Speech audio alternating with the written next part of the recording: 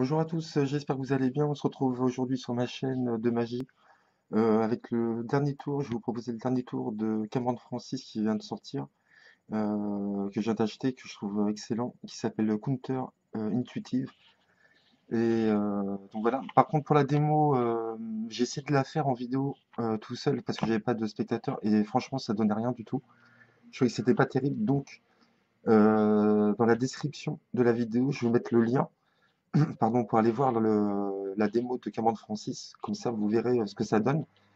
Et on passera directement aux explications. Donc, je vous conseille d'aller voir la vidéo avant les explications pour que vous compreniez bien le déroulement du tour. Donc voilà, j'espère que ça vous plaira et on se retrouve tout de suite pour les explications. Donc, on se retrouve pour l'explication de ce tour. J'espère que vous avez été voir la démo avant. Je vous conseille vraiment d'aller voir le lien dans la description de la vidéo, de regarder le déroulement avant de voir les explications. Donc comment ça marche? J'espère que ça vous a plu. Moi, franchement, j'ai adoré, c'est pour ça que je l'ai acheté. Donc il va vous falloir deux cartes clés dans le jeu. Donc vous prenez un jeu basique normal. Il faut que vous preniez l'as de trèfle et l'as de pique. Ça, on va dire que c'est les deux cartes clés qui sont très importantes pour le déroulement du tour. Donc l'as de trèfle, vous allez devoir le placer en dessous du jeu, tout en bas. Et l'as de pique en 15e position.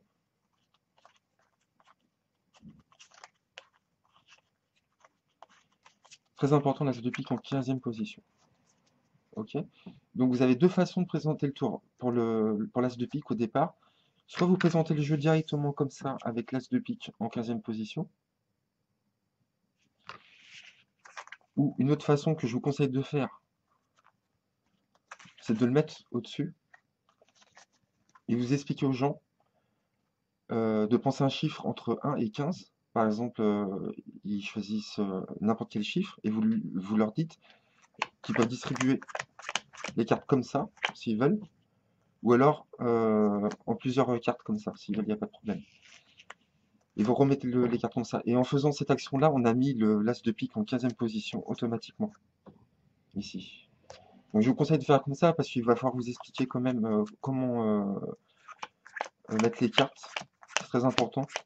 Et le fait de faire ça, en fin de compte, ça met l'as de pique en 15e. Donc moi, ce que je fais, je dis voilà, vous allez distribuer les cartes comme ça. Je le fais assez vite. Pourquoi? Parce que j'ai compté 7 cartes, là, ici. Après, je prends un petit groupe de cartes et j'en prends 5, ce qui fait 12. Et je finis par 3 comme ça, ce qui fait 15. Donc j'ai compté 15 cartes, là. Et on a placé l'as de pique en 15e position. Donc je vous conseille de commencer comme ça. Ensuite, dès que vous avez fait ça, euh, vous demandez au spectateur de choisir un chiffre entre 1 et 15 dans sa tête et de prendre ce chiffre-là et de compter le nombre de cartes par rapport au chiffre. Donc s'il a choisi 8, vous lui dites par exemple de mettre 8 cartes sur le tapis. Donc imaginons, il choisit 8, on va prendre 8, donc il met ses 8 cartes. Vous lui demandez de reposer le paquet, de prendre les 8 cartes, de les mélanger entre elles, et quand il les désire, de choisir une carte, celle qu'il veut. Donc on va prendre celle-là. Donc il choisit par exemple le 5 de pique. Vous lui demandez ensuite de reposer la carte choisie ici sur le paquet, de couper le jeu, ce qui nous permet de perdre la carte dans le jeu. Les cartes qui lui restent en main, vous lui demandez de les mélanger et de reposer ces cartes sur le paquet et de recouper à nouveau le paquet. Vous avez le dos tourné. Vous ne touchez pas au jeu, c'est le spectateur qui fait tout. À partir de ce moment-là, vous pouvez vous retourner. Vous pouvez dire au spectateur s'il veut recouper encore une fois ou pas.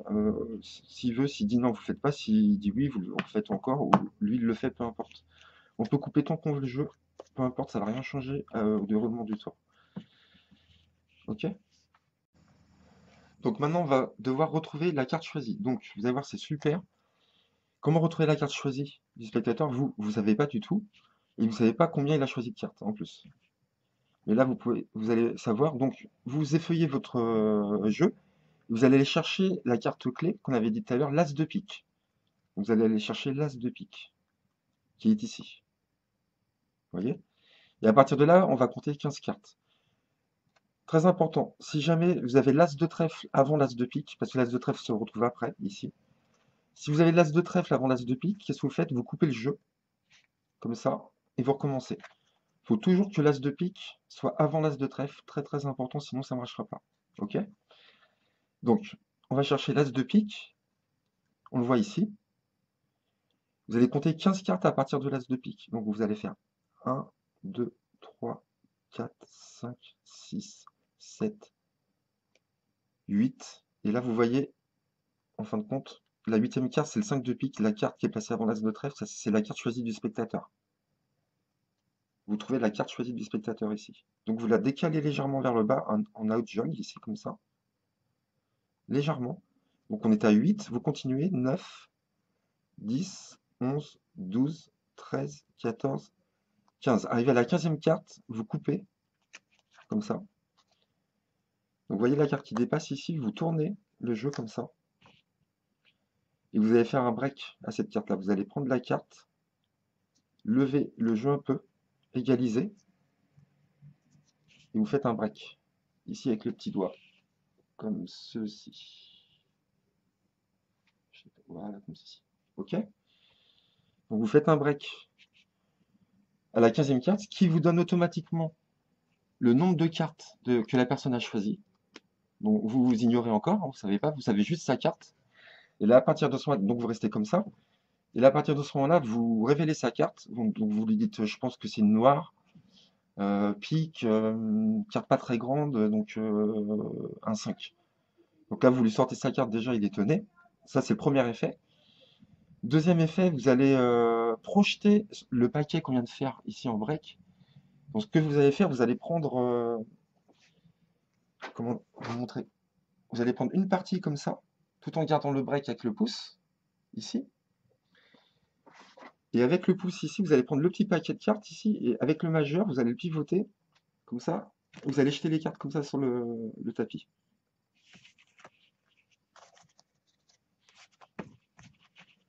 Je vous remonte une fois.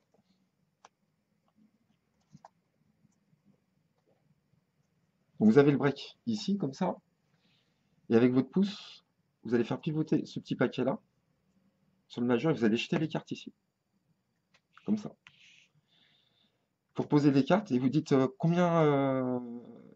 quel nombre vous avez pensé.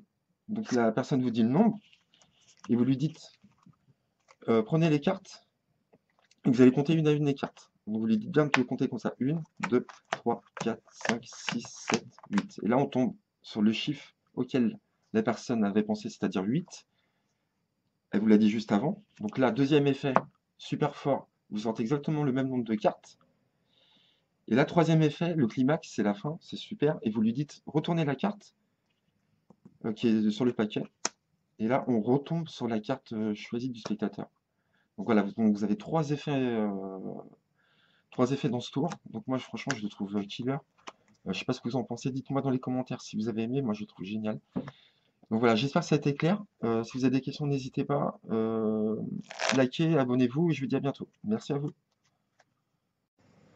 Une chose que j'ai oublié de vous dire très important, quand vous demandez le chiffre à la personne de penser un chiffre, par exemple 8, et de distribuer les cartes sur la table ou dans la main d'un spectateur, demandez-lui surtout de le faire très doucement pour pas que vous puissiez entendre le nombre de cartes qu'il choisit. Donc voilà, n'oubliez pas de dire ça, c'est très important.